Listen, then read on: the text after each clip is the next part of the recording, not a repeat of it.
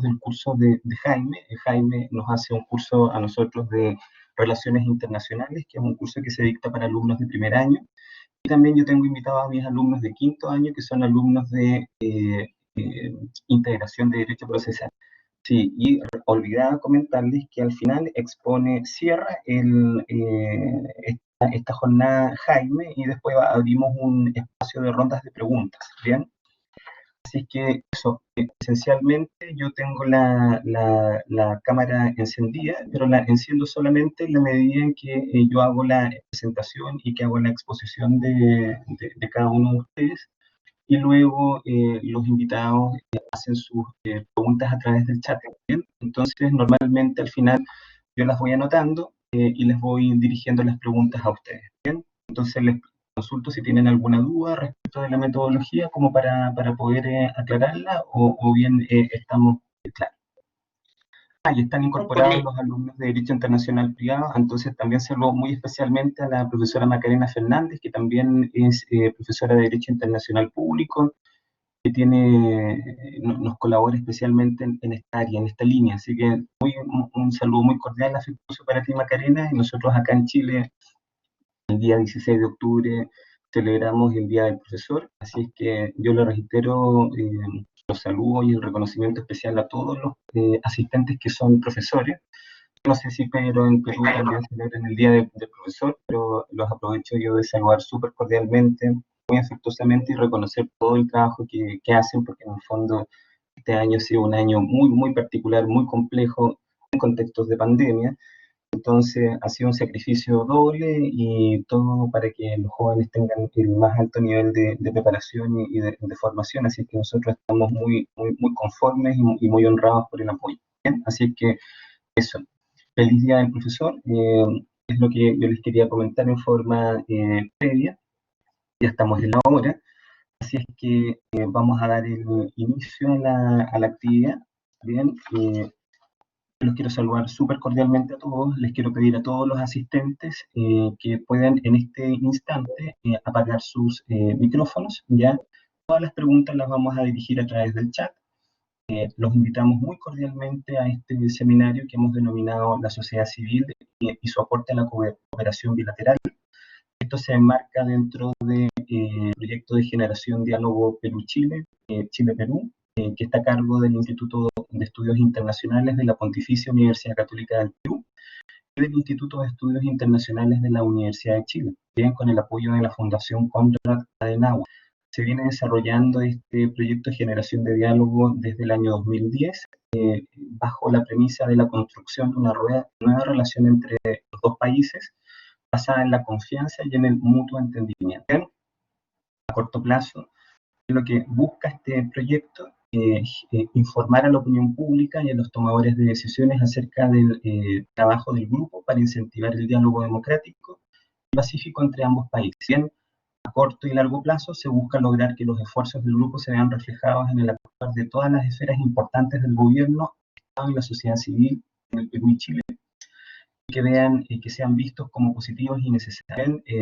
Yo quiero hacer un especial agradecimiento a el profesor Jaime Abedrago, porque él fue el principal impulsor e inspirador de esta actividad. Bien, también saludamos a los asistentes, que veo a Paz, veo a Juan Pablo y veo a Pedro en este instante. No veo a Jaime en este minuto, pero lo veo casi todos los días. Así que también te mando un saludo muy afectuoso. Yo les voy a hacer la presentación de cada uno de los panelistas. En primer término va a exponer Paz Milet García. Paz es periodista de la Universidad de Iguales, magíster en estudios internacionales de la Universidad de Chile y es candidata a doctora en ciencia política por la Universidad de Leiden en Holanda. Bien. Pedro Gamio es profesor de la Pontificia Universidad Católica del Perú, fue ex viceministro del Perú y es magíster en gestión de políticas públicas, profesor de pregrado y de posgrado en dicha casa de estudios.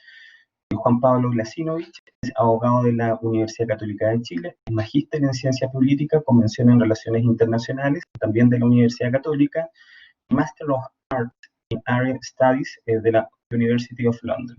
Y finalmente, quien es de la casa, el profesor Jaime Abedrago, director de la Escuela de Gobierno y director nacional de Administración Pública de la Universidad de San Sebastián, doctor en Derecho Internacional y en Relaciones Internacionales del Instituto Universitario Ortega y Gasset en España, es magíster en Ciencia Política de la Universidad Católica y es periodista y cientista político de la Universidad Gabriela Mistral. Bien, como les había comentado al inicio, va a presentar en primer término Paz, en segundo término expone Pedro, y después Juan Pablo y finalmente Jaime. Bien, así que te damos los minutos Paz, para que tú puedas hacer tu presentación. Esencialmente son 10 minutos y quizás uno o un par de minutos antes nosotros te estamos avisando. Bien, dale, buenos días. Hola, muy buenos días y muchas gracias a la Universidad San Sebastián por esta oportunidad de presentar acá el esfuerzo que venimos desarrollando como sociedad civil ya hace 11 años en el ámbito de la búsqueda de un mayor acercamiento, una relación con mayor contenido entre Chile y Perú.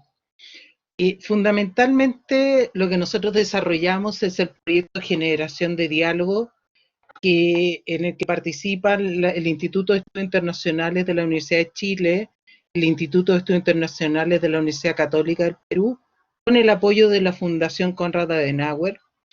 Nosotros ya teníamos experiencia en otros espacios de sociedad civil en la relación bilateral, pero fundamentalmente la aproximación había sido desde la óptica trilateral, en un trabajo que había desarrollado la Corporación Andina de Fomento inicialmente y después había rescatado Harvard, viendo esta lógica de que era un conflicto el boliviano y chileno que para resolverse necesitaba de alguna manera la participación de Perú. Pero nosotros sentíamos que faltaba nutrir mucho más lo que era la relación chileno-peruana, abordarla desde un ámbito bilateral. Y esta idea surge en conjunto con la Fundación Konrad Adenauer, que veía esto con preocupación a partir del contencioso que en ese momento existía en La Haya entre Chile y Perú. Pero yo quería destacar acá qué es lo que nos motivó en la práctica. Y más allá de La Haya y el tema del límite marítimo, el entender que se requería superar desconfianzas, imágenes contrapuestas, y avanzar hacia una real reconciliación entre ambos países. Y a partir de esa noción es que establecemos principios fundamentales de nuestro proyecto. Primero, rescatar la experiencia de reconciliación de Francia con Alemania y Polonia con Alemania. Priorizar la lógica del post-La Haya. Nosotros dijimos, más allá de la coyuntura, hay temas fundamentales en la relación bilateral que van más allá de La Haya y que hablan de la persistencia de una serie de desconfianza, imágenes contrapuestas, que están basados en una agenda económica que funcionaba casi con piloto automático, pero una agenda histórica en contraposición permanentemente iba quedando rezagada. Y a partir de eso establecimos una estrategia de diplomacia de segundo carril. ¿Cuál es la idea de esta diplomacia de segundo carril? Ir generando propuestas alternativas paralelas que acompañen lo que se desarrolla a nivel oficial, que den una alternativa cuando, por ejemplo, se producen tensiones a nivel bilateral en el ámbito oficial.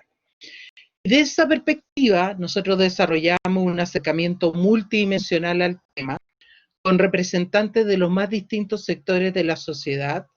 Aquí hay 3 participantes del proyecto, Pedro, Juan Pablo, ¿no es cierto?, Jaime, participan en el proyecto. Y con equivalencia, por ejemplo, si había una persona que había pertenecido a las Fuerzas Armadas en Chile, se buscaba su contraparte en Perú. Los participantes no pueden estar ejerciendo cargo público. Y la idea desde el inicio es que es un proyecto de carácter académico, pero con incidencia política. Queremos generar cambios en el ámbito oficial. ¿Cuáles fueron los principales desafíos que dicen relación con algunos de los principales desafíos que tiene la sociedad civil en general, ¿no es cierto?, cuando quiere generar algún tipo de proceso de acompañamiento e incidir en la opinión oficial. Primero, la selección de los participantes que fuera realmente legítima, representativa, que tuvieran paridad, o sea, con una adecuada representación de lo femenino también, y con experiencia de algún tipo en la relación bilateral.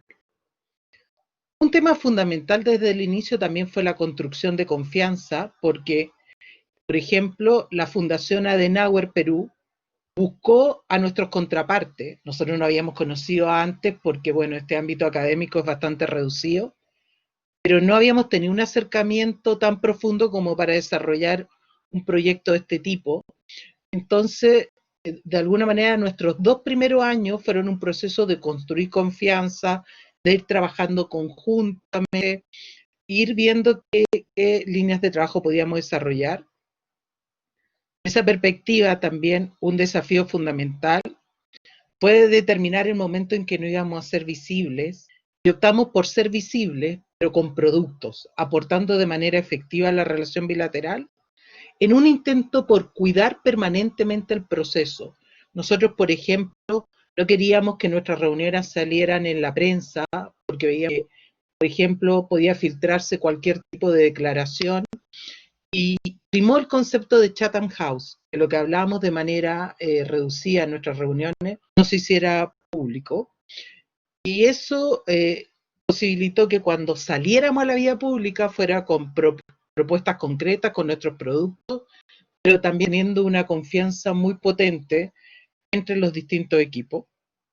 La siguiente etapa la situamos en el ámbito de la producción y la capacitación, a través de la entrega de una serie de documentos que daban cuenta de temas generales de la relación bilateral como historia, seguridad, relaciones económicas, o sea, las visiones más amplias de la relación bilateral, y efectuando una serie de mecanismos de capacitación, tanto para nosotros, fuimos a Alemania, algunos miembros del grupo, a capacitarnos en materias de reconciliación, pero también creamos un diploma de postítulo que hacía referencia específica a la relación chileno-peruana con becas de la Fundación Adenauer.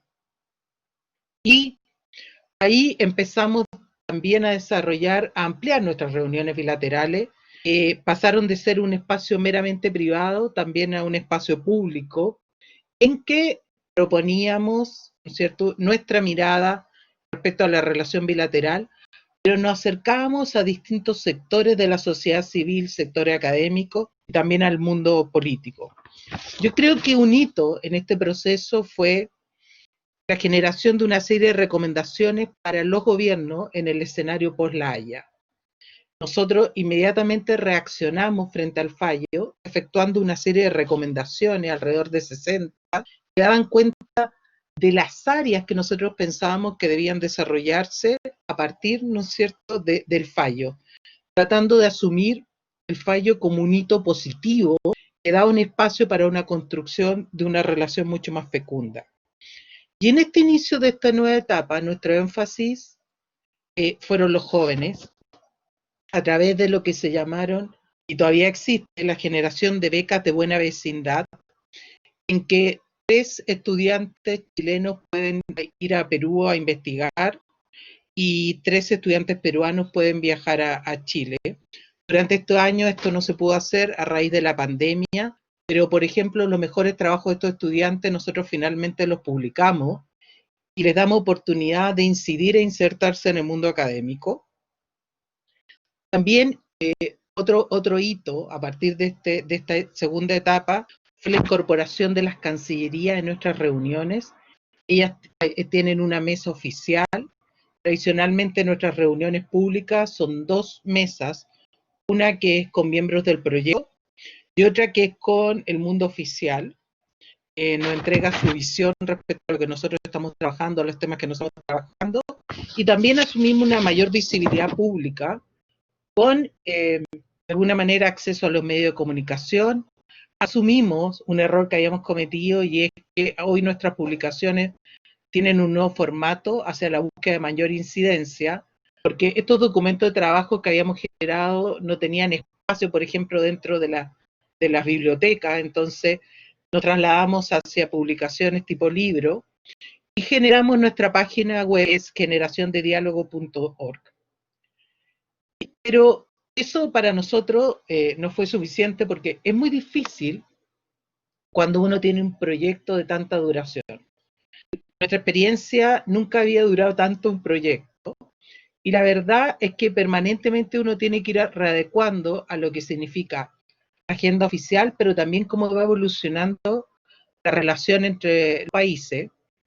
Y es ahí como hace 3 años hicimos un nuevo perfilamiento de nuestro proyecto, asumiendo que la relación había pasado una nueva etapa y que queríamos aportar en los nuevos espacios que se estaban generando entre ambos países, específicamente los gabinetes binacionales, los encuentros entre ministros de ambos países y la conmemoración del Bicentenario del Perú el próximo año, donde queríamos hablar de manera concreta.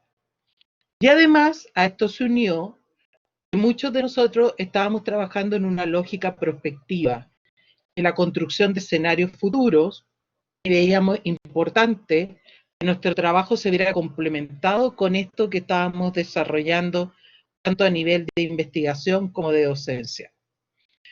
Es ahí como empezamos a trabajar en la generación de propuestas más específicas a través de grupos de trabajo que forman los miembros del proyecto, dando continuidad, ¿no es cierto?, a las iniciativas con jóvenes y reforzándolas.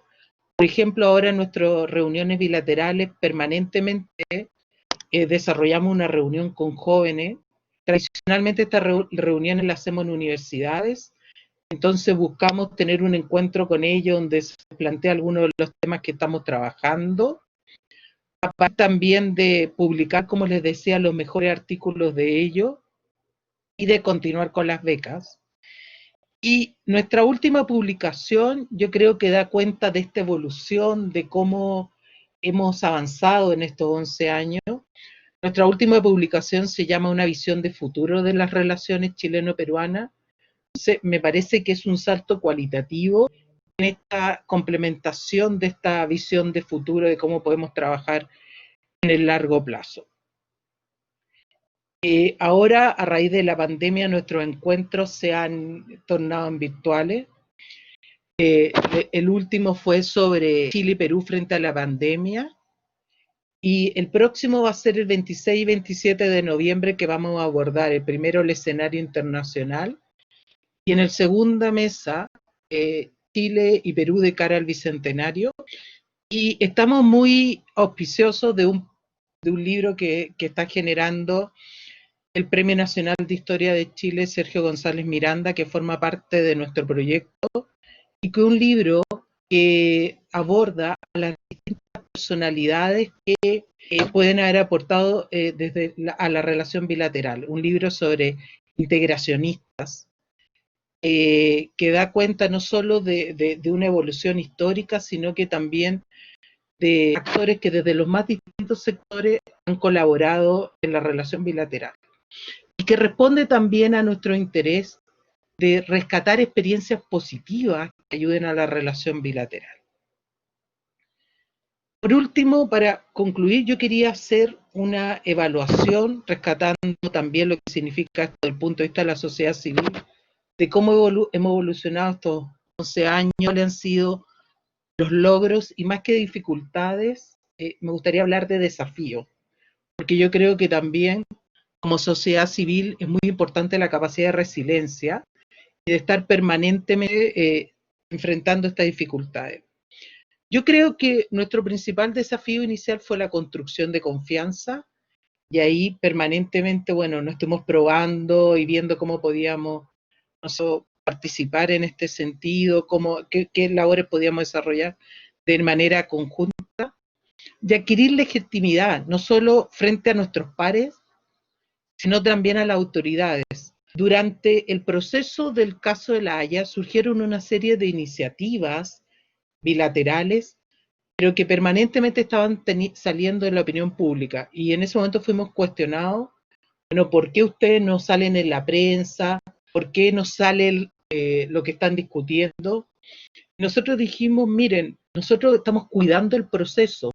Siempre nos situamos en el post La Haya y queremos entregar una posición positiva. No nos interesa que, por ejemplo, se filtren nuestras conversaciones, salir de manera coyuntural, porque nosotros estamos desarrollando un proceso a largo plazo. Un proceso a largo plazo era posibilitado por el apoyo permanente de una fundación, porque como organización civil, nosotros sabemos que vivimos una situación idílica, es muy difícil tener un apoyo permanente que dure, como ya ha durado 11 años, para desarrollar un trabajo como el que nosotros hemos desarrollado sin límite, ¿no? Entonces, bueno, también, como les decía, el desafío de resguardar permanentemente el proceso que estábamos desarrollando. Y también, eso también significaba que cuando surgieran discrepancias internas, cuidar que tuvieran un resultado, que fueran debidamente abordadas, para que nuestra confianza no se viera afectada. Bueno, otro desafío fue captar de manera efectiva las evoluciones de la relación bilateral, lo que no es fácil. Eso significó permanentemente estar en comunicación con los gobiernos, pero con los más distintos actores de los dos países, para que nos dieran cuenta, por ejemplo, de permanentes discrepancias o problemas que podían surgir. También un desafío fue renovarnos permanentemente y, como yo les puse, hemos tenido 3 etapas en que hemos rediseñado el proyecto de alguna manera de cara a lo que podía estar evolucionando. Y en este sentido también es muy importante en esta renovación mantener nuestra independencia de los espacios oficiales. Lo que no es fácil, porque en determinado momento, por ejemplo, cuando se tensan las relaciones a nivel oficial, uno corre el riesgo de verse afectado como proyecto. Y eso hemos tenido especial cuidado. Y otro gran desafío fue pensar en el largo plazo, pensar, bueno, cuáles pueden ser los desafíos, cuáles temas pueden ser los que emerjan en el largo plazo, más allá de la coyuntura del tema de la Haya actual, ¿no? Y creo que como logros, yo creo que hay temas objetivos, la producción que hemos generado, la capacidad en ciencia con recomendaciones, ¿no es cierto?, declaraciones que han sido recogidas por las autoridades. Pero yo quería rescatar 2 temas que a mí han sido particularmente gratos, que hablan de alguna manera que algo está construyendo uno y que este proceso ha tenido algunos resultados. Primero, en el diploma, yo creo que para nosotros fue un gran logro cuando llegó la primera peruana que nos solicitaba una beca, que había nacido en Perú, que había desarrollado toda su educación básica en Chile y media, y que ya había obtenido una beca de excelencia en la universidad. Yo optaba por nuestro también para diploma para conocer ambas realidades. Y el otro logro que para nosotros fue particularmente grato fue la última publicación de los becarios que van a Perú y que vienen a Chile. Es la publicación de Kevin Rodríguez, un estudiante que postuló a la beca en Perú y cuando vino acá a Chile nos dijo que quería hacer un trabajo sobre los migrantes. Lo ayudamos y bueno, abrimos todas las posibilidades. Y cuando nos vimos lo que él había generado, de alguna manera todos nos saltaron las lágrimas porque había mezclado todo lo que significaba la vivencia, el adquirir conocimientos teóricos, con su propia realidad como persona, con la realidad de su madre. Es una persona que emigró hacia Chile para trabajar en servicio doméstico. Entonces, en su texto, que es un texto hermoso, él mezcla toda la realidad del migrante con la propia realidad de su madre. Entonces, de alguna manera, para nosotros, esas son señales de que algo hemos aportado, de que algo hemos entregado, que algún logro real en la práctica tiene el proyecto que hemos desarrollado hace ya casi 11 años. Muchas gracias, hasta acá quedo. Los 10 minutos.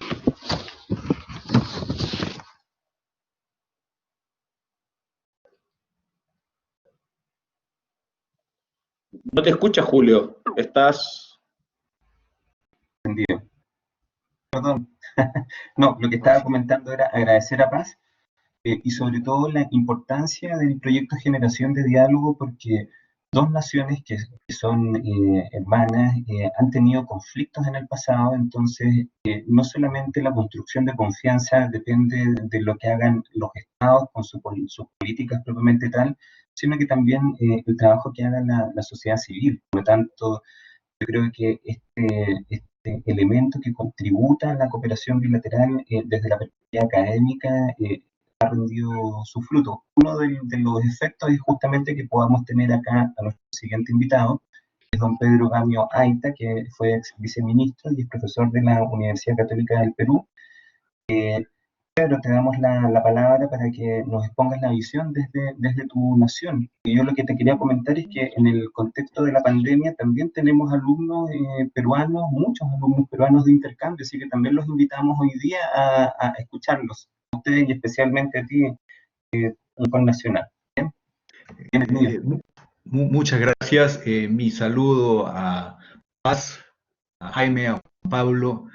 Es para mí un honor de verdad ser parte de este grupo de diálogo entre Perú y Chile, y sobre todo que se está reinventando, marcando hitos que cuando se hagan de un conocimiento mayor, estoy seguro que van a sorprender a propios y extraños, porque es un legado de reflexión sobre temas que nos involucran y que va a ser una importante ayuda para los que vienen después de nosotros, los millennials y sobre todo los Z, en el sentido de construir un horizonte para nuestra América Latina, nuestra Sudamérica, que logre superar esos paradigmas decimonónicos que marcaron nuestra historia y podamos tener una visión del bosque que nos ayude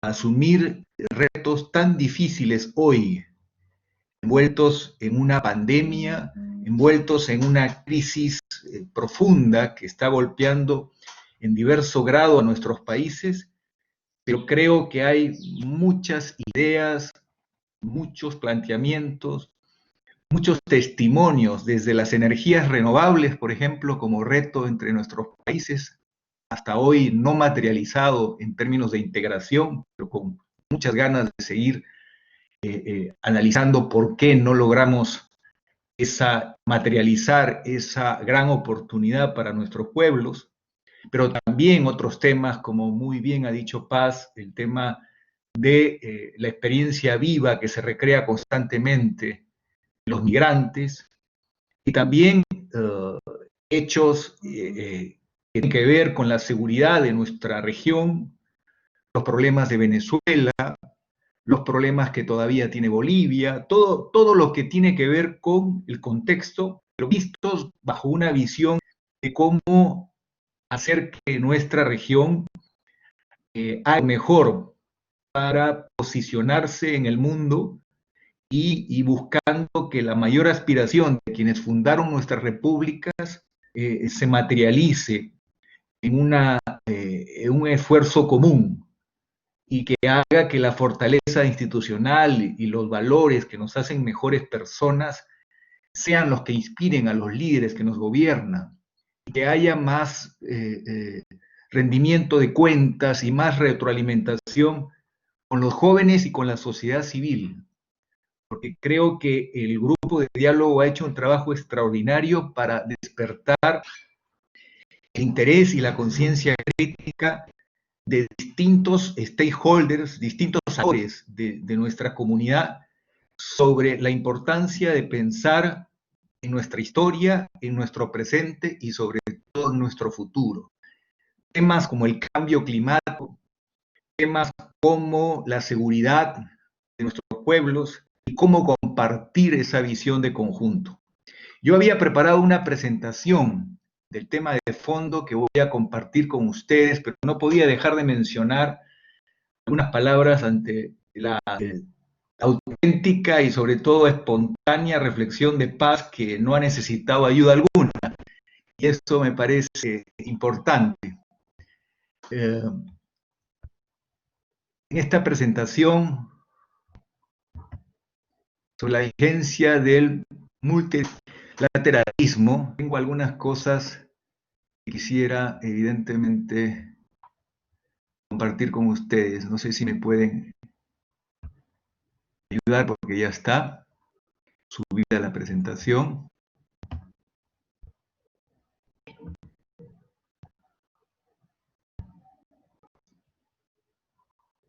Ahí está.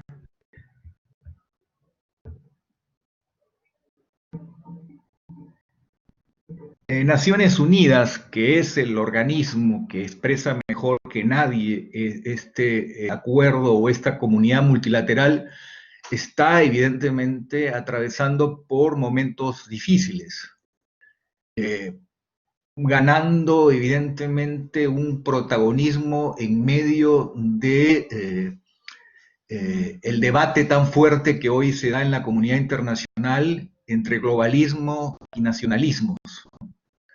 Se ha vuelto la encrucijada más importante, dejando de lado la dicotomía entre izquierdas y derechas o socialismo y capitalismo que marcó las décadas anteriores. El secretario general de Naciones Unidas plantea evidentemente rediseñar los temas de la economía mundial y el tema del mercado financiero. Yo iría más allá, yo haría la reflexión que tenemos que debatir el modelo de desarrollo, tenemos que cuestionarnos lo que algunas regiones tienen como exceso de consumismo y en otras marcado por mayor hambre, que evidentemente no combinan y no construyen una relación multilateral edificante. Tenemos también que tocar temas que la propia Naciones Unidas identifica como relevantes, son las barreras tributarias para una economía global, digitalizada.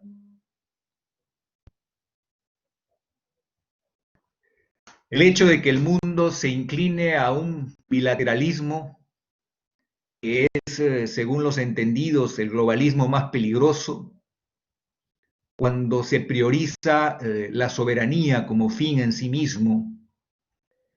Esto nos recuerda en la historia un periodo horrendo como fueron los años de 1914 a 1945, pero los más duros críticos de la actual situación nos habla de un pacto global que pareciera agotado, pero en verdad se tiene que reconstruir, refundar y rehacer bajo nuevos conceptos. La soberanía nacional hoy marca una característica que ha vuelto a estar por encima de bienes públicos internacionales.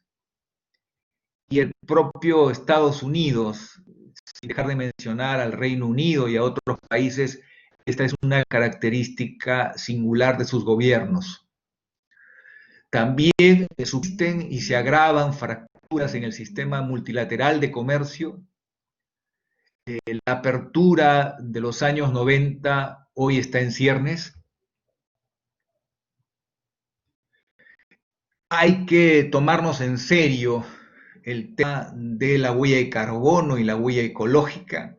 Naciones Unidas ha sido muy perseverante en agitar la conciencia mundial de que el cambio climático no nos da margen de tiempo y nos está golpeando severamente, y esto puede ser más grave.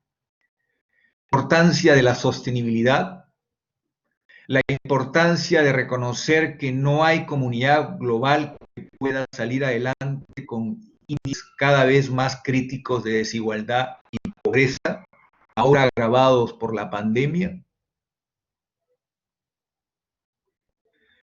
Finalmente vemos creciente desconfianza en los pactos globales, en la sinergia de estas relaciones. Esa desconfianza guarda relación con, por ejemplo, el hecho que menciona el secretario general de Naciones Unidas, que se ha fracasado en conseguir rendimientos equitativamente distribuidos, en no haber alcanzado un crecimiento más inclusivo y sostenible a nivel global. También lo que las propias Naciones Unidas han mencionado, que hay un fracaso parcial hasta este momento del Acuerdo de París, porque los resultados nos están poniendo en jaque.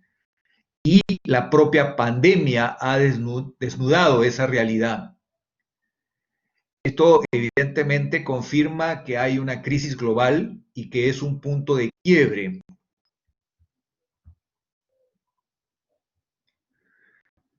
Reitero la dicotomía principal que hoy persiste en nuestros países, la lucha entre globalismo y nacionalismos, la crisis de Estados Unidos en su liderazgo, el emergente rol cada vez más preponderante de China, pero de quienes están en su parecido en cuanto a posición en varios temas como son Rusia e Irán, el hecho de que estas elecciones presidenciales en Estados Unidos marcan un punto de referencia importante, dependiendo de si gane el presidente reelecto o haya un nuevo presidente.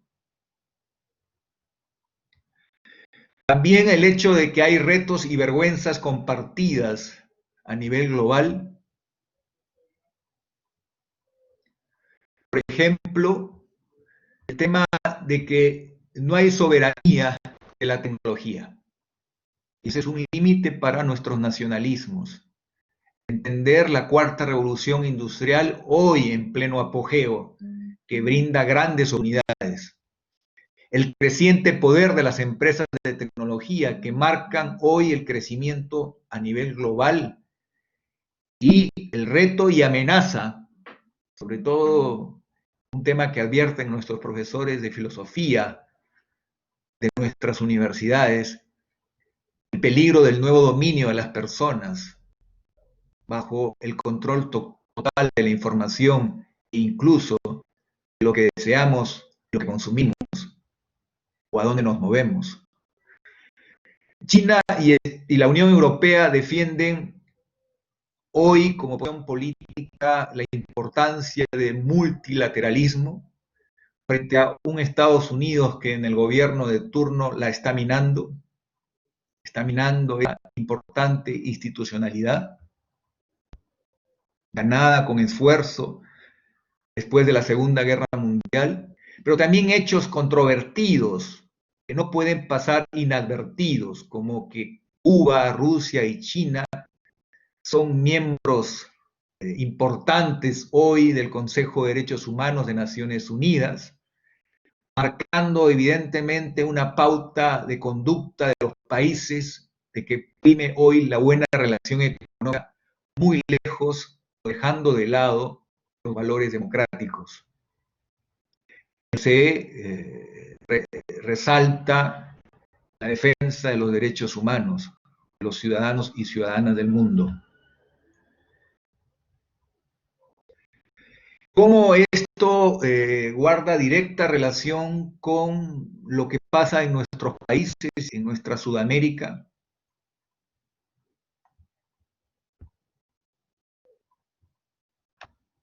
Lo que acaba de ocurrir en el Interamericano de Desarrollo no es motivo, evidentemente, de un hecho usual, es algo que debe darnos a la reflexión. Es una expresión de que estamos muy lejos de los mejores tiempos, el esfuerzo de unidad y visión de conjunto.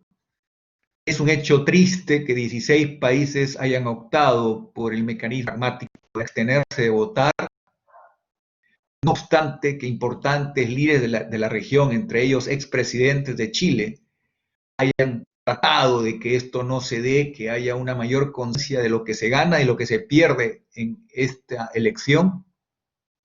Pero marca un fracaso de la unidad regional frente a la potencia que por su política del gobierno de turno tiene un accionar disruptivo, teman intereses económicos de corto plazo y demuestran una falta de visión y cohesión regional. Esto nos va a costar a todos, evidentemente. La persona elegida, más allá de su buena fe, es una persona que nunca ha residido en América Latina. Es un reto para él. Vamos a ver si esto puede llevar a la reflexión la importancia que tiene un banco de tal dimensión en la región. Es cierto y debemos reflexionar que el multilateralismo regional nos hace fuertes a todos, grandes y pequeños. Nos permite configurar bloques comerciales y mejorar el clima de interacción para elevar la calidad de vida de nuestras poblaciones. Y también ayuda a reducir riesgos a la seguridad regional.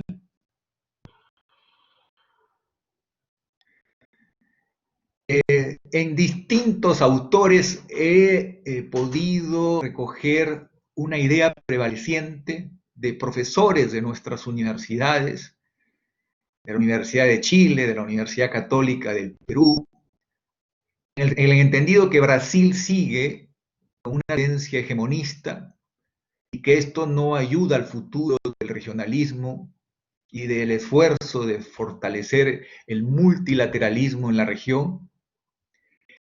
La convicción que tenemos peruanos y chilenos, y también colombianos y mexicanos, de que la Alianza del Pacífico puede ser más de lo que es hoy, y que es sin lugar a dudas un contrapeso al Brasil.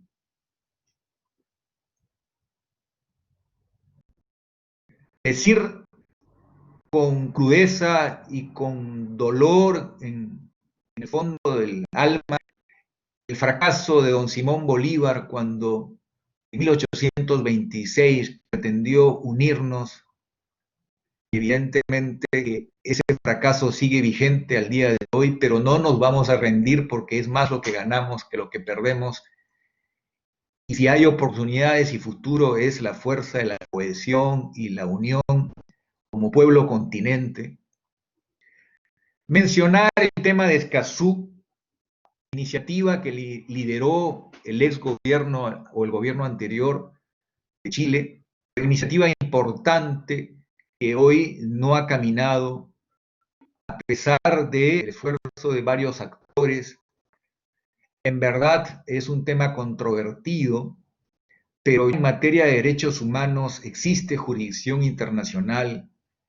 También en nuestros países, en algún tipo de acuerdos con los de gobierno a gobierno y en algunos marcos jurídicos de trato con la inversión extranjera, reconocemos como totalmente razonable el arbitraje internacional, pero no hemos llegado a consensos de mecanismos de jurisdicción internacional para temas ambientales o para la defensa de la vida de luchadores en materias individuales, en materia de temas ambientales. Todavía está latente en nuestra región, y no puedo dejar de mencionarlo, una silenciosa apuesta por el armamentismo, todavía latente. Cuando los números no engañan, de lejos lo que se gasta en la región en armamentismo es el peor negocio frente a lo que significaría una integración energética regional, compartiendo las ventajas de las energías renovables, ganando seguridad energética y mejorando la calidad de vida de nuestros pueblos con una inversión sostenible. Pero este es un camino importante y un reto importante que tenemos que construir juntos. Hay que tomar nota de la perseverante política de China de mirar nuestra región no solo para comprar nuestro cobre o nuestro gas, sino propuestas como la Franja y la Ruta con China, que hoy es el mayor socio de la región. La gran pregunta y reflexión, ¿no sería mejor negociar con China en bloque? Vamos a un mundo multipolar que definitivamente defiende esquemas regionales de influencia. Por eso es importante la fuerza de nuestra unión. Y acá cito un aprendizaje de una conversación con un ministro alemán, una de las visitas que hemos hecho en la cooperación grande y sostenida, muy generosa de la Fundación Adenauer con nuestros institutos, la Universidad Católica y la Universidad de Chile. Evidentemente, cuando nos dijo qué diferente sería si en las negociaciones de todo tipo con la Unión Europea, Perú y Chile y otros países de Sudamérica vinieran juntos en lugar de venir cada uno solitariamente. El hecho fundamental de preservar a Sudamérica como una zona de paz, como un país, como una región que concentra el 85% de la biodiversidad mundial, y que antes no ser, hablo de la propia Sudamérica, el continente o subcontinente más grande, tiene en la Amazonía un patrimonio natural de la mayor importancia para la estrategia de resiliencia frente al cambio climático y el garantizar la vida futura del ser humano. El tener todavía bajo la lupa el problema no resuelto que nos cuestiona a todos de Venezuela. Más allá del sistema político, nos preocupa la inseguridad, nos preocupa la pérdida de gobernabilidad y la caída tan agresiva de la calidad de vida de los ciudadanos y ciudadanas de este hermano país. El hecho de que nuestra región puede autocondenarse al ostracismo por no tener una sola voz y por no ser capaz de hacer valer la fuerza de la unión.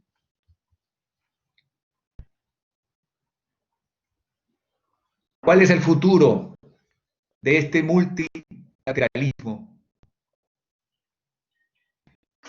Valorar las redes más que nunca de la cuarta revolución industrial, hacer que los organismos multilaterales sean mucho más inclusivos, que avance en sinergia con las sociedades civiles, regiones, y que recojan las voces de los jóvenes, lo que hace el Grupo de Diálogo Perú-Chile como un modelo de trabajo. No es para satisfacer necesidades inmediatas, y tenemos que acentuar el énfasis en los valores compartidos. Estar a la altura de las circunstancias nos debe interesar la solución global. No podemos enfrentar la pandemia cada uno de nuestros países por su riesgo y por su cuenta. Es mucho mejor hacerlo en comunidad. Tomar en cuenta el aprendizaje del siglo XX, las deficiencias desde Bretton Woods y la creación misma de Naciones Unidas, y el hecho de que se encuentra debilitado el sistema multilateral. Y que no puede haber una globalización tan desigual. La pandemia muestra, por ejemplo, la fortaleza de la respuesta. Se ha centrado más en la capacidad de cada país que en un esfuerzo global. Y también ver con inquietud que China está desarrollando un sistema alterno al margen de las Naciones Unidas y las instituciones de Bretton Woods, como preparando la asunción de su aspiración mayor de asumir el liderazgo mundial, ocurrió, según sus historiadores, hace 2000 años con el periodo de la dinastía Ming. Hay signos positivos o optimistas cuando, a pesar de los problemas, la OMC, Organización Mundial del Comercio, se muestra todavía prevaleciente en el imperio de su autoridad, y el hecho de que hoy primen acuerdos bilaterales y regionales de comercio e inversiones. Quiero mencionar, antes de cerrar, el valor que tiene quizás la distorsión de mi propia especialidad o el hecho de que es la segunda línea maestra de construir capacidad de respuesta frente al cambio climático, el hecho de que Perú y Chile tienen una gran oportunidad de construir una integración energética regional, incluso más allá de nuestros países. Este proyecto maravilloso que ya tiene respaldo de los propios actores privados como un reto a nuestra capacidad profesional y humana de construir este gran mercado con condiciones de infraestructura amigables que promuevan el desarrollo humano y evidentemente las normas y las condiciones de economía social de mercado favorecen el acercamiento entre Chile, Perú y Colombia, y por tener evidentemente la condición de países vecinos y estar en un proceso de cambio, el propio Ecuador, y vamos a ver qué ocurre con Bolivia y sus próximas elecciones. Y también empoderar esfuerzos como el programa andino de etiquetado en eficiencia energética y lo que ya he mencionado, la línea de interconexión sudamericana. Hasta aquí algunas reflexiones, sin dejar de mencionar que seguimos haciendo camino al andar en el grupo de diálogo Perú-Chile, que tiene mucho que hacer en educación, en energías renovables, y contento de formar parte de este maravilloso esfuerzo. Muchas gracias. Bien, agradecemos la exposición de Pedro Gamio, muy interesante, contingente los puntos de conexión entre las naciones, a propósito del sector minero, en donde Chile y Perú son líderes en la región. Hay un proyecto por el hidrógeno verde, quizás ese sea un tema de un futuro proyecto de investigación entre el grupo de generación de diálogo, que es el combustible del futuro. Así que me parece bien interesante ese punto. Damos ahora la palabra a Juan Pablo Blasinovich. Juan Pablo, tu turno. Sí, hola, buenas tardes. Mira, Pedro, porfa, la presentación también. Eso, ya. Bueno, saludo a mis compañeros de grupo, a Paz, Pedro, Jaime, y muchísimas gracias a la universidad por esta invitación. Bueno, yo voy a compartir brevemente con ustedes algunas reflexiones que tenía, digamos, elaboradas, pero también en función de lo que digamos, en estas presentaciones dijeron. Yo quisiera centrarme en el rol de la sociedad civil en la política exterior y en particular en las relaciones vecinales. Eh, Como sabemos, digamos, se habla mucho de la diplomacia de los pueblos, por más que haya un cliché detrás de eso por quienes, digamos, usaron el concepto. Creo que es plenamente vigente y real, de que la política exterior no hacen exclusivamente los gobiernos, sino que en forma creciente la podemos hacer las sociedades. Y esto, digamos, beneficia indudablemente al acercamiento entre los países porque aumenta la diversidad, aumenta la representatividad y genera una aproximación más horizontal. Los gobiernos tienen sus agendas, sabemos, digamos, canalizadas a través de los ministerios de Relaciones Exteriores, que responde a una motivación estatal. Esta política exterior se nutre o debiera nutrirse también en función de los insumos que los ciudadanos a través de nuestras distintas organizaciones hacemos. Y nosotros no solamente se nutre, sino que también los ciudadanos a través de estas organizaciones podemos también incidir en la definición de la agenda y de sus prioridades. Nosotros, bueno, yo soy el gerente de la Cámara Chileno-Peruana de Comercio. Uno es testigo como a todos ustedes, o sea, no solamente porque yo esté en esa posición y porque es un gremio, sino que todos desde nuestra posición podemos incidir en el clima, en la forma de relacionarnos, que a su vez esto multiplicado, digamos, por centenares y miles de experiencias, generan un clima mayor que incide en la política oficial de nuestros países. Lo más importante que nunca tenemos que olvidar, y enfatizando la idea, es que detrás de las instituciones, detrás de los gobiernos, siempre hay personas. No funcionan, no son entes robóticos, autónomos, están íntimamente relacionados a las personas. Las personas sentimos, pensamos, y por eso que los cambios no son factibles si es que no cambian las personas. Y nosotros como personas, por más mínimas que sean nuestras acciones, bien y para mal. Y en el tema de la relación bilateral y en la relación con otros, creo que tenemos que siempre, con lo cual tenemos que remar en...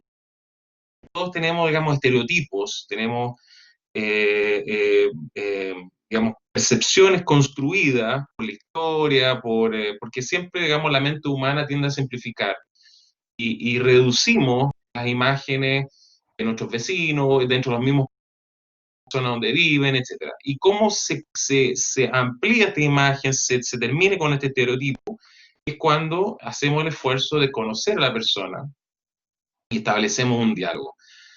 Y este diálogo, eventualmente, a la confianza. Y cuando existe confianza, entonces, como individuo, como persona, yo ya estoy dispuesto a hacer cosas por el otro, a avalar posiciones del otro,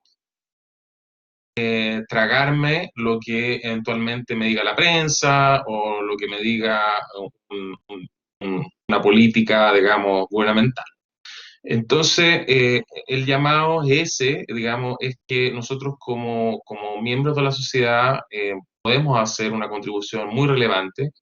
En el caso de la Cámara, lo que hacemos es articular a personas que buscan realizar negocios en Chile o en Perú, y generar un rol de intermediación de esa persona que, por ejemplo, tiene un capital, pero no tiene la experticia. Bueno, a lo mejor encontrarle a sí quien la tiene, o orientar a las personas para que puedan, digamos, el país en círculos de confianza, con entidades o personas que los ayudan a instalarse, facilitando también la transición cultural, porque obviamente en nuestros países tenemos diferencias, a pesar de que hablamos el mismo idioma, la idiosincrasia tienen diferencia, y lo que en algún lugar a lo mejor es normal, en el otro no lo es. Las sensibilidades, la historia, la cultura, tantas cosas que podemos ser facilitadores. Bueno, en el grupo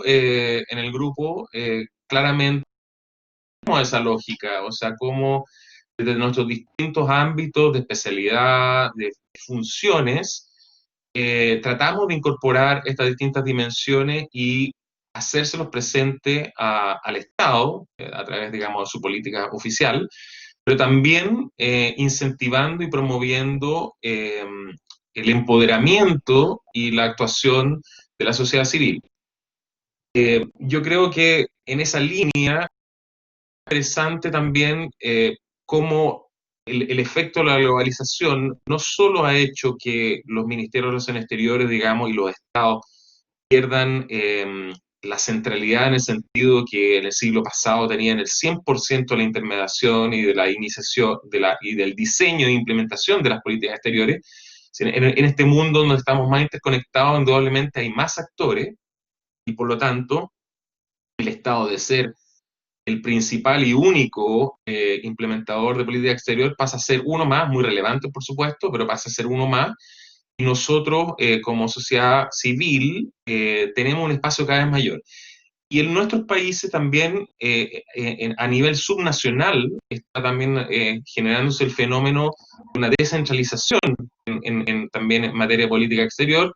Sabemos que nuestras regiones, incluso nuestros municipios, teniendo más protagonismo. En el caso de Chile, con este proceso en curso de descentralización y la elección de los gobernadores, va a ser muy interesante cómo se van a incorporar, así como, digamos, está el Ejecutivo, recientemente el Congreso, y vamos a tener también los gobernadores. Bueno, en el caso de Perú, ellos tienen gobernadores electos, digamos, con más años de antigüedad, y eso hace también que regiones fronterizas también adquieran una dinámica propia, que desde las capitales muchas veces no se suele tener esa visión de la compenetración que existe entre ellas, y eso va a permitir tener más fuerza en representar esa realidad que se vive. Muchas veces va en contra de lo que el establishment en la capital percibe. Así que cierro, digamos, diciendo que efectivamente todos podemos jugar un rol. Este grupo al cual me siento honrado pertenecer desde hace algunos años ha jugado un rol muy importante, como decía, en una doble articulación, llevando inputs hacia el gobierno y también buscando involucrar más extensamente a la sociedad civil. Así que eso sería. Muchas gracias. Bien, agradecemos Juan Pablo y finalmente le damos la palabra a nuestro profesor Jaime Bedera, por su tiempo.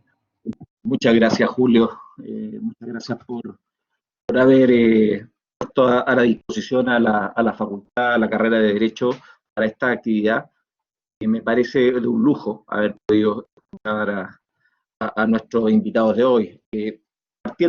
Mi objetivo es hacer una reflexión un poco bien sintética respecto a lo que estamos conversando. ¿Cuál es el aporte de la sociedad civil, en el fondo, a apoyar las relaciones bilaterales? Sobre todo desde la mirada de la cooperación. Y en ese sentido, aquí nos vienen a la memoria un poco todo el esfuerzo que describió Paz, que se ha realizado el Grupo Generación de Diálogo, el cual he tenido la fortuna de participar, los que estamos acá hemos participado, y la verdad que se siente con el trabajo de año a año cómo se puede ir aportando al diálogo, a crear a través de los países, particularmente lo que el marco teórico nos había señalado, las medidas de confianza mutua, aquellas que comenzamos a estudiar en algún momento tan detenidamente, por lo menos el pasado del Ministerio de Defensa lo mirábamos con mucho interés, la experiencia franco-alemana, básicamente para entender cómo después de una guerra de las características que tuvo la Segunda Guerra Mundial, podíamos llegar a tener unas buenas relaciones de confianza, que por cierto exceden absolutamente aspectos sociales o aspectos de interés propio de Estado, o en el sentido más tradicional de la política exterior, sino que es una confianza real que lleva a ámbitos legales, que permite ser la base para lo que después conoceremos como la Comunidad Económica Europea y luego la propia Unión Europea. No vamos a hablar hoy día de lo que tiene que ver con lo que nos presentó Pedro respecto a una mirada integral de lo que está pasando hoy día, en algún sentido, lastimosamente, a nivel de las estructuras formales de la política exterior, a través de la conducta de los Estados-naciones, que de alguna manera están demostrando una cierta fatiga, un distanciamiento con el multilateralismo, las políticas de cooperación, vemos los procesos que está pasando la Unión Europea, hemos visto cada vez menos compromiso por parte de los actores centrales en respetar el régimen internacional de algunos como de los derechos humanos, y lo difícil que es mantener más acuerdos de carácter vinculante entre lados en todas las materias, desde el comercio, para qué vamos a decir las medioambientales. Bueno, en eso se explayó bastante más, Pedro. Yo creo que me puedo quedar con los lineamientos que él nos entregó, porque tuvo una visión global, y cómo nosotros como actores, y ahí llego un poco a lo que era Juan Pablo, como cada actor, cada gremio, cada actor implicado es un actor que debe jugársela una mirada, si es que quiere incidir en la política exterior, si quiere impulsar y ser protagonista para una mejor política de vecindad, una mejor política entre pueblos, y salirnos solamente de la retórica que están escuchadas en América Latina sobre los procesos de integración, sobre crear nuevos bloques de integración de distintos tipos de naturaleza, pero que finalmente siempre quedan entrampados en burocracias, quedan entrampados en posiciones ideológicas que parecieran irreconciliables, que se hace casi un sí a mucha burocracia y a poca eficiencia, y en ese contexto entender que finalmente todos podemos ser un poco más responsables respecto a generar las condiciones para mejorar finalmente las relaciones entre los pueblos, que finalmente nos beneficia a todos. Los problemas que tenemos muchos de ellos son problemas comunes a todos. Tenemos el tema del cambio climático, tenemos problemas de la pandemia, es una que no nos afecta a unos más que a otros, básicamente nos afecta a todos. Probablemente afecta a los países que tienen menos capacidad, de menos desarrollo, pero sin duda no podemos salir solos de esta situación que hoy día nos aqueja, y podría enumerar muchos otros temas. Entonces, en ese contexto, en el fondo, las preguntas que yo invito a los que están escuchando, que se hagan después de los planteamientos que hizo cada uno de las exposiciones, es preguntarnos qué hacemos como ciudadanos, cuál es el rol que queremos jugar, y sumando acciones de la sociedad civil pueden influir en la política internacional. Y con eso finalmente voy a hacer una última reflexión. Si nosotros nos quedamos con las ideas de Maquiavelo a Morgenthau, lo más posible es que entendamos que todo lo que haga la sociedad civil, desde la mirada, desde ese paradigma, es básicamente es para el estudio de las teorías de las relaciones internacionales o es para el ámbito internacional propiamente tal, llegando a aseverar de que hoy día hay más actores que ayer y que las sociedades internacionales son cada vez más complejas. Lo cual, por cierto, tiene mucho verosimilitud. Sin embargo, la pregunta de fondo desde la misma perspectiva realista es si se puede afectar la política nacional. A lo que para estas visiones solamente el Estado-Nación, la concepción estatocéntrica, era la que podía de alguna manera conducir y crear los lineamientos de la política nacional a través de las instituciones, que por cierto los Estados tienden a bien a crear y asimismo a desmantelar cuando sean necesarios. Y frente a eso, por cierto, la sociedad civil se miraba como un actor secundario, ocupando algún sitial de importancia, pero más bien mirado desde la cohesión social, mirado desde una perspectiva sociológica, mucho más la incidencia en la propia política internacional. Y creo que frente a lo que yo he señalado, más allá de aquí de tomar banderas por un paradigma, porque creo que las personas que nombré son muy importantes estudiarlas y creo que han sido grandes contribuidores, han hecho una contribución muy maciza al estudio de las relaciones internacionales, pero creo que hoy día estamos frente a un cambio de paradigma muy notable.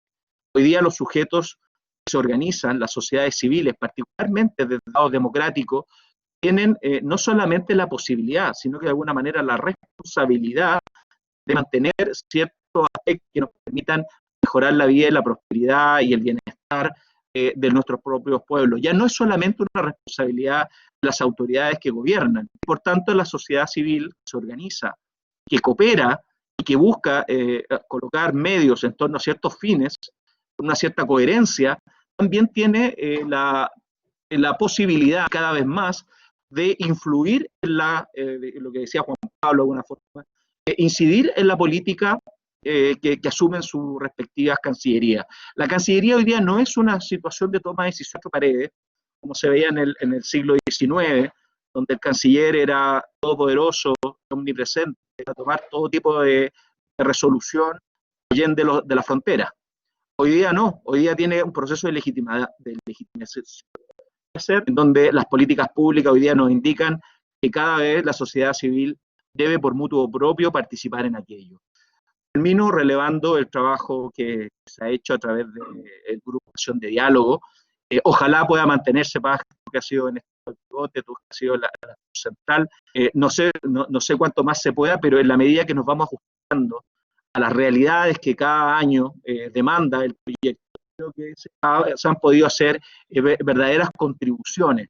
Y no quiero dejar de mencionar, como tú lo señalaste en términos generales, el trabajo que se hace con estudiantes. Pues nosotros tuvimos la fortuna el año pasado de tener al Grupo Generación de Diálogo en Valdivia, en la sede de la universidad allá, y creo que eso fue muy valorado por todos los jóvenes que tuvieron la oportunidad de conocer sobre lo que se estaba realizando, y muchos demostraron interés en generar algunos lineamientos para poder insertarse a este trabajo de cooperación, a este trabajo de entendimiento y de conocimiento mutuo. Muchas gracias, Julio. Bien, te agradecemos, Jaime. Yo comparto tu opinión en el sentido de que esto es algo que se tiene que construir en el tiempo. Me parece que es la única forma de poder salir adelante, sobre todo para hacer contrapesos a grandes potencias y en estos nuevos reordenamientos de la sociedad hay muchos desafíos, pero al menos lo que dice relaciones al vínculo entre Chile y Perú es un vínculo que es indisoluble, entonces creo que eso se tiene que ir fortaleciendo hacia futuro. Bien, yo les quiero agradecer a todos los expositores y damos espacio para que puedan los invitados hacer preguntas o en su caso algún expositor si quisiera precisar algún punto o complementar algún otro, también le damos la palabra en ese instante. Yo les pedí a los invitados que escribieran a través del chat. Si yo no veo ninguna pregunta hasta este minuto, entonces les daría el espacio a ustedes para poder hacer alguna complementación si así lo estimaran pertinente. Paz, dale nomás. Ah, está la manito, mira, por si acaso, que no les expliqué porque no sé si conocen este sistema. Si quieren, alguien quiere hablar, siempre levanten la mano del icono que está ahí en el centro, pero Paz, te damos la palabra. Gracias, no manejaba este sistema hasta hoy, así que no había visto. Bueno, complementando lo que acaba de decir Jaime, la verdad a mí se me olvidó hacer referencia a que en esta última etapa del proyecto también hemos abierto a trabajar en regiones. Creo que eh, inicialmente tuvimos una posición un tanto centralista, abordando que ocurría casi todo en las capitales y de alguna manera también por nuestro deseo de incidir.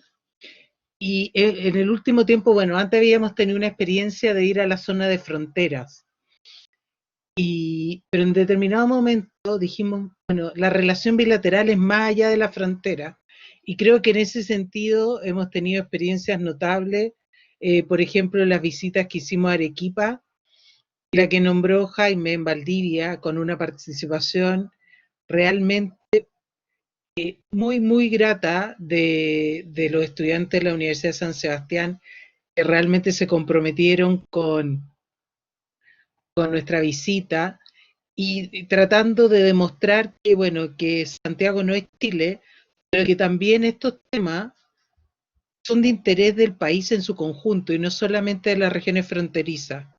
Entonces, de alguna manera, la repercusión que tuvo nuestra visita, tanto en Arequipa como en Valdivia, demuestran que en las regiones que no son fronterizas también es vital la relación con el otro país. Y yo creo que en esa línea es que vamos a seguir abordando también la lógica de las regiones, porque sobre todo son temas que interesan mucho desde la dinámica de lo internacional, pero también porque pueden rescatar su propia experiencia en la vinculación no solamente con Perú, sino por ejemplo en el tema de Valdivia, con Argentina, que también ellos nos dieron a conocer su experiencia. Eso. Bien, agradecemos, Paz. Miren, hay dos preguntas. Una la plantea la profesora Macarena Fernández. Esta es una pregunta abierta. Dice, ¿cuál creen ustedes que van a ser los temas que van a marcar la agenda entre ambos estados del 2021? Y después hay una pregunta que nos hace la alumna de quinto año, Yael Silva. Esta se la podríamos dirigir a Pedro, que dice respecto a las relaciones de Chile y Perú, ¿creen que influye en la situación que está pasando el presidente Vizcarra? Después tenemos una pregunta de Sergio Silva, también alumno de quinto año. Dice, yo tengo una pregunta respecto a cómo se puede lograr una cooperación regional considerando los problemas aún con Bolivia y cómo ello puede influir para una mayor integración. Agradecemos, Sergio. Y Ruth, que también es alumna de quinto año. ¿Cuál es la lección que una organización como la Unión Europea nos da en la posibilidad de formación de una organización equivalente en Latinoamérica? ¿Y cuáles ves como los problemas esenciales para que eso no haya ocurrido aún? Son sociales, económicos y políticos. Qué buena tu pregunta, Ruth. Entonces tenemos un buen texto de preguntas, así que yo los invito a responder. No sé, Pedro, te damos a ti la palabra. Ahí no la hacemos por orden, sino que por el invitado extranjero. Entonces te damos la palabra con la pregunta que nos hacía Yael respecto de si las relaciones entre ambas naciones, Chile y Perú, ¿tú crees que puede influir lo que está pasando con el presidente Vizcarra? Bueno, es cierto, hay algunos problemas. Yo creo que no van a afectar la relación con Chile porque el presidente Vizcarra debe entregar el mandato en julio del próximo año y en abril tenemos ya un nuevo gobierno, entonces el electo. Yo creo que Perú está pasando por un proceso histórico único de tener 4 expresidentes procesados por la justicia. Uno de ellos es yo, otro está a punto de venir de Estados Unidos por un proceso muy laborioso digamos, de jueces a jueces entre Perú y Estados Unidos para que se garanticen los derechos humanos pero rindan cuenta a la justicia. Y tenemos sus domicilios a 2 expresidentes también procesados por la justicia. Lo que quiero decir es que todo esto debe servir para bien, en el sentido de que Perú está limpiando su sociedad, está limpiando su política a un costo alto, pero no debe haber tampoco extremos, debe respetarse en todo momento los derechos humanos, el debido proceso, pero sí es útil que la sociedad peruana se sincere. Un profesor de Harvard hace algún tiempo compartió con los latinoamericanos que lo ideal de América Latina sería que reduzca a la mitad el actual nivel de corrupción para alcanzar un nivel internacional más o menos competitivo. Entonces creo que ese es un valor que nos va a servir y no me llama la atención la pregunta porque hace poco hablé con una persona que tenía interés en el Perú desde Israel y la primera pregunta fue esta, es decir, llama la atención la situación interna del Perú, pero tengo fe y convicción que esto va a ayudar a abrir un camino de fortaleza institucional y hay que recrear la política, pero no es solo el problema de la política, la corrupción está en toda la sociedad. Detrás de un funcionario corrupto hay un empresario corrupto. Y esto es algo que tenemos que tener presente. Y saber que la justicia tiene su tiempo, tiene sus procesos, y la prensa, ahí tenemos que tener un poco de autocontrol, porque a veces la prensa, evidentemente, sí afecta derechos humanos en el tratamiento de las personas. A veces personas inocentes que se ven circunstancialmente involucradas en estas cosas terminan dañados en su imagen y después ya cualquier explicación no arregla el problema creado. Entonces, creo que esto va a servir para mejorar nuestra gobernabilidad. Bien, gracias Pedro. Juan Pablo, no sé si te gustaría responder la pregunta de Macarena Fernández, dado que tú también eres el gerente de la Cámara Chilena de Comercio, entonces, ¿de cuáles van a ser los temas de la agenda entre ambos estados? Quizá desde la óptica del comercio o desde la óptica política, no sé cómo lo ves tú en ese sentido.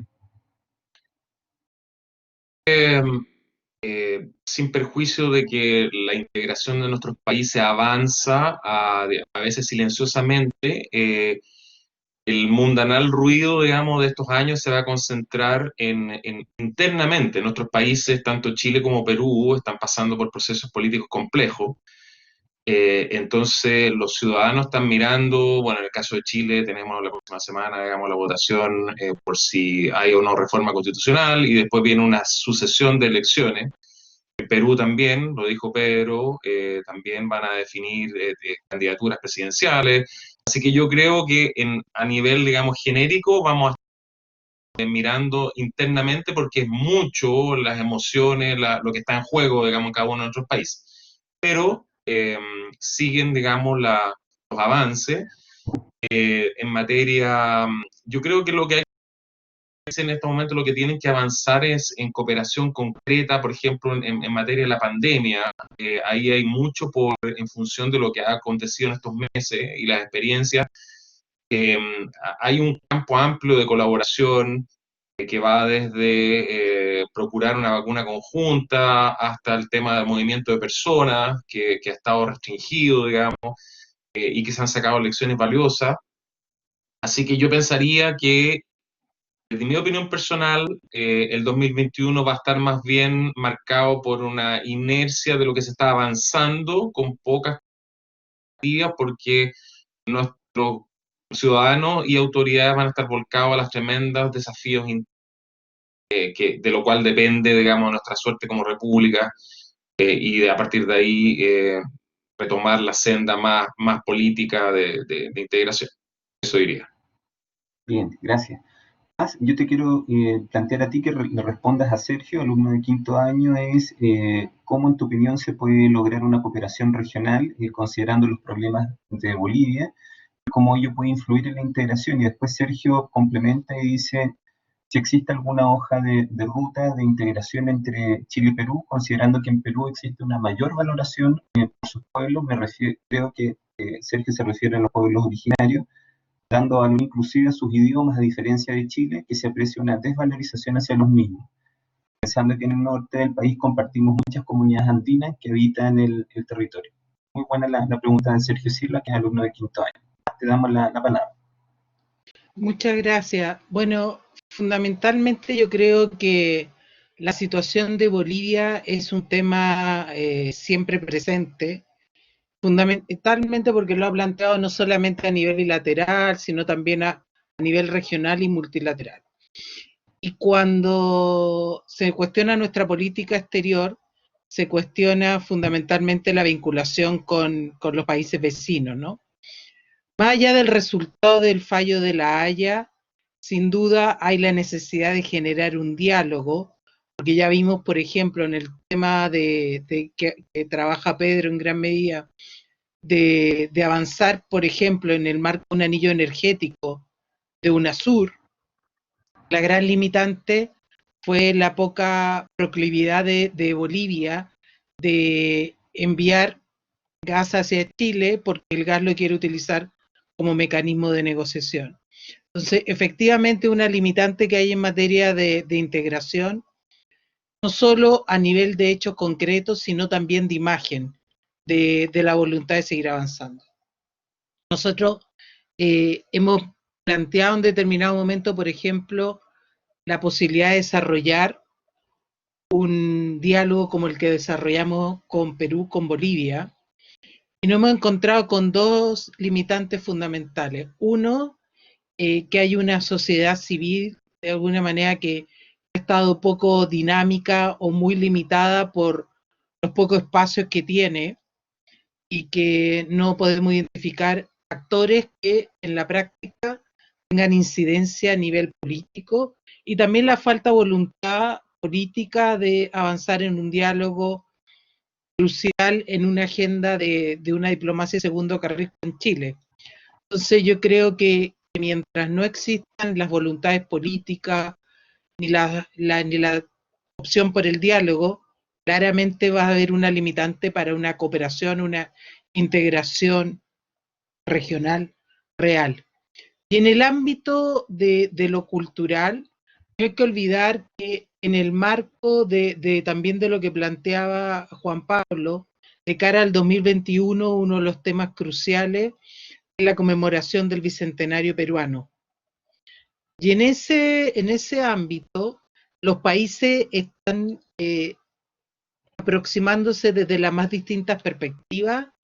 Sí se considera que desde la óptica de pueblo originario se enfrentan realidades muy distintas en Chile y Perú, y la aproximación ha sido más bien de una noción de cultura, de la capacidad de incidencia del escenario que enfrentan los pueblos originarios, más allá de buscar perspectivas de trabajo conjunto hasta ahora. Y en ese marco también, bueno, hay una aproximación más bien histórica. Ahora se busca tener una aproximación más multidimensional e intercultural. Eso es un salto que están dando en la aproximación de ambos países, pero que todavía falta mucho por avanzar. Y el otro espacio, los gabinetes binacionales, que también se está abordando el tema de cultura. Por motivos de la pandemia, a mí se me informó que este año no habría gabinete binacional y que el 2021 ese sería uno de los principales desafíos. En particular, lo que se está trabajando a nivel de la conmemoración del Bicentenario con lo del gabinete binacional, y creo que ahí puede haber un espacio más allá para trabajar los temas culturales que hasta ahora han estado muy limitados y que a una mirada más histórica, y que no han abordado en profundidad lo que es el tema de los movimientos indígenas y la realidad de los pueblos originarios. Bien, te agradezco, Paz. La última pregunta que tenemos acá es de Ruth Cerda, se la dijo a Jaime. Dice Ruth, para Jaime, ¿cuál es la lección que una organización como la Unión Europea nos dan la posibilidad de una formación equivalente en Latinoamérica. ¿Y cuál ven ustedes como los problemas esenciales que eso no haya ocurrido aún? ¿Crees que son problemas sociales, económicos, políticos, Jaime? Gracias, Julio. Gracias, Ruth. Mira, es una pregunta muy interesante porque básicamente América Latina siempre había intentado emular el proceso de la primero Unión Económica Europea, de las Comunidades Económicas Europeas, y ciertamente ahí se generaron varios intentos de integración regional a la vista de distintos politólogos y estudiosos de la materia y quienes tienen opinión e información, se han dado cuenta que no han conseguido llegar a puerto. Ni siquiera se ha conseguido llegar a los objetivos que los tratados se imponían a sí mismos, y siempre se ha señalado que América Latina tiene un destino de integración en base y en cooperación en gran medida a los modelos que hemos visto desde Europa como gran referente, desde el punto de vista jurídico, desde el punto de vista político, desde el punto de vista social. Es un camino en donde nosotros hemos seguido de alguna forma la arquitectura o el camino que ellos han transitado y hemos intentado hacerlo. Y se nos ha dicho que estamos destinados a integrarnos porque tenemos un pasado común, igual lengua, igual religiones, tuvimos prácticamente los mismos imperios coloniales entre Portugal y España. Entonces, América Latina está destinada a la Unión y la Unión Europea nos mostraba que se podía porque ellos, con una situación bastante contraria, con religiones muy distintas, con lenguas muy distintas, con un pasado lleno de conflictos entre los propios pueblos, si ellos lo consiguieron, América Latina sin duda lo haría. Bueno, han pasado muchas décadas de aquello y la evidencia ha sido que la voluntad no era del todo propicia, porque para hacer un proceso de integración tú tienes que apostar por, de alguna manera, traspasar algún nivel de soberanía a ciertos organismos regionales. Y de alguna forma lo que hemos, hasta la década 90, con claridad, intentado emular del proceso europeo. Después América Latina, entiendo a pensar que sobre todo comenzado el siglo XXI, más bien apostó por buscar su propio camino, un camino que ha apuntado hacia la Alianza del Pacífico, también ha apuntado a buscar menos burocracia, una visión bastante más flexible bajo una lógica más bien interdependiente, e impulsando primero la economía sobre cualquier otro tipo de acercamientos de carácter cultural, político, social, y sobre todo cuidándose de no crear compromisos vinculantes. Desde ese punto de vista, yo creo que ya el modelo europeo se está mirando con cierta distancia, en general por los mandatarios de América Latina, aunque su discurso a veces lo suelen repetir, pero ya claramente con menos convicción, y esto además acentuado después del proceso del Brexit, y con algunos gobiernos en Europa, el italiano y muchos otros, que nos recuerdan que hay un proceso también de una cierta resistencia o revisión de lo que han sido estos tiempos de integración en la Unión Europea. Se está reviviendo ciertas tensiones geopolíticas, geoestratégicas, se está reviviendo los procesos migratorios, también han impulsado que un cierto nacionalismo incluyente tenga mayor participación en la toma de políticas públicas dentro de la Unión Europea. Hay una serie de elementos sumamente relevantes. En el fondo, todo esto lo digo como de antesala para señalar que en el fondo el sistema internacional no nos está mostrando un camino muy claro para proseguir. Y si bien esto, y ahí estamos doblemente invitados entonces, ya que las cancillerías se notan un poco apesadumbradas, no se nota direcciones claras, y con ello prácticamente estoy hablando desde Chile, para que se entienda claro lo que estoy diciendo, no se ve bien para dónde vamos. Sí sabemos que parece que hay una revisión importante de lo que hemos hecho hasta ahora, y por tanto somos la sociedad civil sumamente relevante en términos de influir lo que finalmente vayan adoptando las autoridades políticas que vayan asumiendo carteras clave, coaliciones de gobierno y un tremendo etcétera.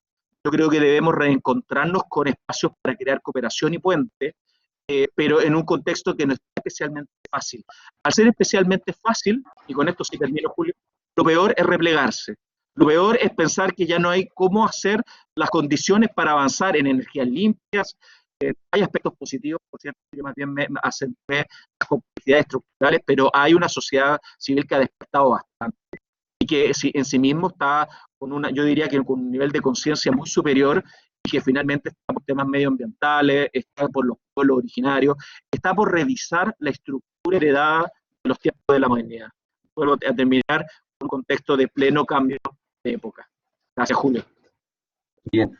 Y unas últimas dos preguntas, ya no vamos a aceptar más por el tema del tiempo, y hay una del alumno de quinto año, Marco Yáñez, que se la dirige a Pedro. Dice, considerando las medidas de mitigación y adaptación al cambio climático que ha establecido Perú y Chile, ¿qué deben aprender un país del otro?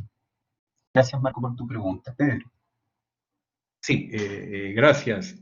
Bueno, pueden aprender mucho, y es más, los números de las dos etapas de los estudios hechos sobre integración energética muestran que es negocio, que es rentable para ambos países. El costo de la línea, primero a Aricota y luego a Arequipa, en el caso del punto de interconexión con Perú, ambos niveles de integración para llegar a tener una carretera ancha de ida y vuelta de intercambio de energía significa un buen negocio para ambos países, avanzar en seguridad energética y, lo más interesante, hacer eventual ahorro de recursos para los usuarios finales, los consumidores de Perú y Chile, teniendo, por ejemplo, Chile energía solar en el día y Perú energía hidroenergética, energía con gas y energía a base de otras fuentes, como la biomasa, en la noche, a costos muy bajos. Pero también debo ser muy transparente, ha habido lobbies, siempre hay lobbies, que se resisten a que el mercado crezca, se resisten a la competencia, y el poder de nuestros estados y de nuestros gobiernos es seguir lo que la mayoría quiere, y creo que ese debe ser el esfuerzo. Creo que la unión haría más fuerte nuestra capacidad de resiliencia frente al cambio climático en las dos líneas. La línea que tiene que ver con parar la deforestación, ahí el tema de las Amazonía Escazú era un hito, habrá oportunidad de reflexionar sobre ello, y en el tema de las energías renovables, donde hay muchas opciones de extraordinario valor que hacen que cada vez esté más difícil la posible argumentación para resistirse a este cambio. Gracias. Bien, gracias, Pedro. Una última pregunta de Gert Frank, que también es un alumno de quinto año, dice, ¿cómo se sana el odio entre dos naciones? ¿Y cómo se puede trabajar local para una unión chileno-peruana y ojalá a futuro sudamericano? Para terminar, Paz, me gustaría si pudieras, o Juan Pablo, si pueden complementar entre los dos, que son nuestros invitados. Estos sentimientos, yo no voy a negar que pueden existir en algunas personas, es parte de la lectura de nuestra historia, pero creo que en el grupo de diálogo Perú-Chile hemos llegado a importantes reflexiones, e incluso yo creo que no estoy cometiendo una infidencia, pero creo que ha habido sugerencias extraordinarias que se han hecho de ambos países. Por ejemplo, un sentimiento muy profundo en el Perú es el valor simbólico que tiene el monitor Huáscar, que es importante para Perú y para Chile. Una idea que se formuló en este diálogo abierto que hubo en más de una oportunidad entre los miembros del grupo de diálogo era: ¿por qué no hacemos un museo binacional en Arica? Ponemos el Huáscar en Arica y hacemos que peruanos y chilenos le rindamos tributo a nuestros héroes bajo un concepto de pensar en un futuro común. Es decir, porque eso ayudaría muchísimo a hacer lo que muchos de nosotros hemos compartido, que hemos visto a franceses y alemanes compartiendo una visión unidos del futuro y habiendo dado vuelta a una página mucho más dolorosa en términos de daño humano y de batallas que han tenido que las que hemos tenido peruanos y chilenos en nuestra historia. Entonces creo que hubo una mención a esta importante experiencia de conocer lo que la vieja Europa nos ha mostrado, y creo yo que se puede ir resteñando heridas y poco a poco darnos cuenta que el futuro nos ve unidos.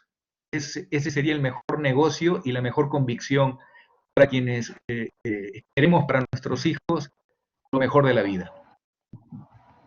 Bien. Complementando lo que dijo Pedro, yo creo que hay dos elementos fundamentales en el superar ciertas animosidades, ¿no? Yo creo que un tema fundamental y que no hemos dado cuenta en nuestro trabajo primero es el conocimiento. En gran medida la desconfianza surge de no conocer al otro. Y el otro concepto fundamental es generar la capacidad de ponerse en el lugar del otro. Entender que frente a un mismo hecho, el otro puede tener visiones totalmente contrapuestas. Y uno de los temas fundamentales para nosotros ha sido entender desde la mirada del otro equipo algunos hechos que nosotros, ¿no es cierto?, consideramos como vitales, por ejemplo, a nivel de nuestra historia. Generar esa capacidad es un tema que es difícil, pero logra entender mucho de los procesos y logra llegar a una nueva etapa en la relación. ¿Y cómo se puede trabajar a nivel local? Yo creo que durante este tiempo hemos conocido distintas experiencias que van más allá del oficial y que hablan de la necesidad de conocer que hay una dinámica entre nuestros pueblos que se da de manera natural. O sea, por ejemplo, lo que ocurre en Tacna y Arica, ¿no? Los ariqueños van al médico a Tacna, van al supermercado a Tacna, y han generado iniciativas bilaterales increíbles, como por ejemplo a nivel de junta de vecinos. Ya hay una experiencia muy bonita de un grupo de jóvenes que con el apoyo del que en ese momento era cónsul chileno en Tacna y que ahora es el director de América del Sur aquí en la Cancillería, por ejemplo, fueron desarrollando una serie de experiencias bilaterales, construyendo espacios compartidos en la zona de Tacna, por ejemplo, plazoletas, plantando vegetación, jóvenes que fueron trabajando desde lo más mínimo a desarrollar encuentros bilaterales. Entonces, yo creo que no se puede descartar ninguna iniciativa porque del nivel que ésta sea, puede aportar de manera sustantiva a la relación bilateral y entendiendo que es importante ir más allá del oficial, rescatando esta dinámica que tienen, ¿no es cierto?, nuestro pueblo y que muchas veces se ha desarrollado sin el fomento de los gobiernos, sin políticas específicas, pero que han ayudado a mejorar sustantivamente la visión del otro y el entendimiento del otro. Nosotros como grupo nos dimos cuenta que, por ejemplo, era muy difícil generar una historia común, como lo hicieron Francia y Alemania. Hay textos en que estudian los jóvenes de, ¿no es cierto?, de Francia y Alemania que son los mismos. Pero sí, historiadores de nuestro grupo generaron una historia compartida y rescatando las visiones que nos unen más que lo que nos separa, ¿no? Por ejemplo, hay historias muy destacables a nivel de música, a nivel de fútbol, a nivel de los más distintos sectores de la sociedad que hablan de una motivación por avanzar hacia una construcción de una relación mucho más rica. Y creo que eso es uno de los principales objetivos que se tiene que trabajar a nivel local. Bien, te agradezco, Juan Pablo. ¿Quieres comentar algo? Sí, bueno, la misma línea que Paz, o sea, yo creo que es muy importante que como personas nunca perdamos nuestra capacidad crítica, o sea, de no en el fondo aceptar así nociones, digamos, que no hemos comprobado, siempre tener la mente abierta y personalizar la relación, porque todas las personas somos únicas y irrepetibles, somos distintas, por lo tanto a nadie lo podemos meter en un mismo paquete. Y creo que la confianza obviamente se parte del conocimiento, pero después se va construyendo en función de cómo, de nuestras obras. O sea, al final, cómo atendemos a la persona, cómo hablamos de la persona, una serie de cosas que van generando esta confianza sobre la cual después se construye la cooperación. Así que, como en todas las cosas, no hay mejor correo que digamos, el boca a boca, que si hacemos algo bien, eso se expande, si hacemos algo mal, eso se expande. Las cosas bien siempre, independientemente, digamos, de quién sea. Bien, don Jaime, te damos la palabra. Yo creo que no tengo nada mucho más que agregar a lo que ya señalaron nuestros expositores, don Julio. Así que yo simplemente me agradezco y me quedo con el esfuerzo que significa siempre aumentar las confianzas que está en el conocimiento. Cuando uno tiene miedo es porque muchas veces no conoce. Cuando uno se conoce y se da esa voluntad de entendimiento mutuo, nos da cuenta de la gran cantidad de cosas que tenemos en común, de todo lo que podemos hacer de manera conjunta. Me quedo con eso nomás. Gracias, Julio. Bien, sí, no, yo les agradezco a los invitados por el tiempo, por la clara exposición. También agradezco a los estudiantes y las preguntas me parecieron súper interesantes, bien contingentes. Yo estoy súper contento porque me dio la sensación de que los alumnos estaban muy bien preparados, muy interesados y las preguntas eran bastante relevantes. Claro, y Gerd dice que muchas gracias, yo soy iquiqueño, viajaba mucho a Tacna, me gustaría ver en Arica un museo internacional, que cada día seamos un único grupo humano más fuerte para nosotros, nuestra familia y nuestros amigos. Gracias a todos. Sí, me parece muy buena la afirmación de Gerd, como decía Paz. Claro, en el norte la gente viaja mucho, es una relación que es sobre los estados, la relación entre los ariqueños y la gente de Tacna, se viaja mucho, hay mucho vínculo, mucha relación, independientemente del gobierno que esté, esos vínculos se van a mantener y debe ser una zona de multiculturalismo muy potente que se nota, que es distinto del resto del. Así que yo agradecer a Pedro, agradecer a Paz, agradecer a Juan Pablo, a Jaime, a la hija de Jaime que vemos ahí por detrás, así que la saludamos también muy cordialmente, a nuestra invitada, a nuestra expositora más aventajada. Bueno, y los dejamos invitados a una próxima exposición pues desearles feliz día a los profesores aquí presentes y a ustedes también que tengan un lindo descanso. Nos vemos, que estén muy bien. ¿Ya? Que estén muy bien. Muchas gracias. Chao, Adiós. que estén muy bien. Chao. Muchas gracias. Chao. Adiós.